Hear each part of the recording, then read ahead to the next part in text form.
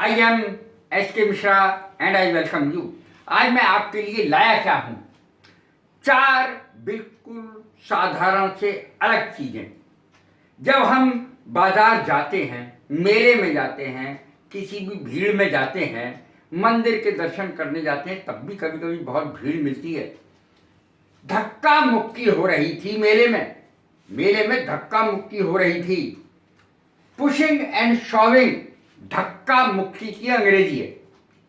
Pushing and showing धक्का मुक्की की अंग्रेजी was going on in the fair. मेले में धक्का मुक्की हो रही थी या हो रही है तो वाज की जगह इज आ जाएगा। पुशिंग एंड शोविंग वाज या is going on in the fair. मेले में धक्का मुक्की हो रही है। अब देखें, ये वाला जो सेंटेंस आपने आज तक देखा ही नहीं होगा, किसी के बस की भी नहीं है। देखें, मुझे मिर्चों की धांस चढ़ गई।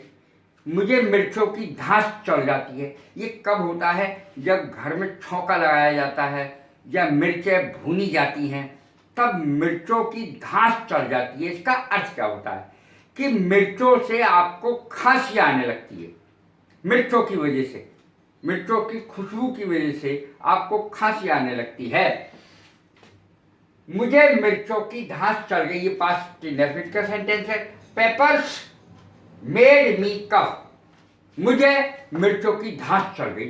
अब कहना है कि पेपर्स मेक मी कफ, अर्थात मुझे मिर्चों की धांस चढ़ जाती है, अर्थात मिर्च की खुशबू से मुझे खांसी आने लगती है। पेपर्स मेक हिम कफ, यानी उसे मिर्चों की धांस चढ़ जाती है। यदि कोई लड़की है तो यहाँ पर मी की जगह हर लगा दीजिए। पेपर्स मेक हर कफ। मिर्चों की धांस उसे चढ़ जाती है, महिला को। मेरा ध्यान बढ़ जाता है यार, मेरा ध्यान बढ़ जाता है इन चीजों से। My attention is diverted. मेरा ध्यान बढ़ गया। अब ये तो माई अटेंशन इज डाइवर्टेड, मेरा ध्यान बढ़ गया है। मेरा ध्यान बढ़ गया, पास्ट इंडेफिनिट में क्या होगा? My attention was diverted. मेरा ध्यान बढ़ जाएगा। My attention will be diverted. इस तरीके से ये सेंटेंस बनेंगे। यहां पर फुल स्टॉप आएगा। अब देखें, अटेंशन माने होता है ध्यान, डाइवर्टेड माने होता है बदल जाना, बट जाना। नमक का हक अदा करना, ये बहुत ज्यादा जरूरी चीज है।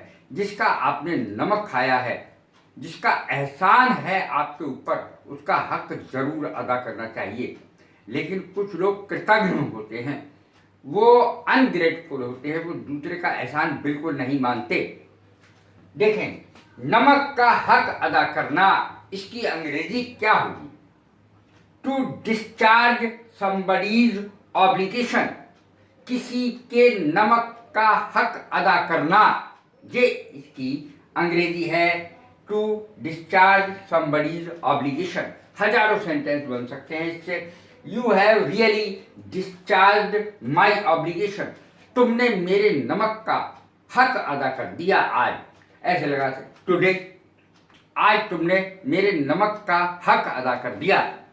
You have really discharge my obligation today, आज। रियली माने वास्तव में, तुमने वास्तव में नमक का हक अदा कर दिया, मेरे नमक का हक अदा कर दिया आज। I want to discharge his obligation. मैं उसके नमक का हक अदा करना चाहता हूं, उसका एहसान उतारना चाहता हूं। उसने मेरे ऊपर बहुत बड़ा एहसान किया है, उसका मैं आज एहसान उतारना चाहता हूं। I want to discharge his obligation today, आज। या अब कह सकते हैं नाउ, अब मैं उसके एहसान का बदला देना चाहता हूं, नमक का हक अदा करना चाहता हूं। You can never discharge your parents obligation. तो आप अपने माता पिता का ऋण, एहसान, कर्ज कभी चुका नहीं सकते, अर्थात उनके नमक का हक कभी पूरी तरीके से अदा नहीं कर सकते। और आप क्या, कोई दुनिया में माँ बाप के एहसानों का बदला नहीं दे सकता, पूरी तरह उनके ऋण से उऋण नहीं हो सकता, नमक का हक पूरी तरह अदा कोई नहीं कर सकता। कैसी लगी है मेरी वीडियो? लाइक करें, शेयर करें, सब्सक्राइब करें। God bless you. Thank you very much.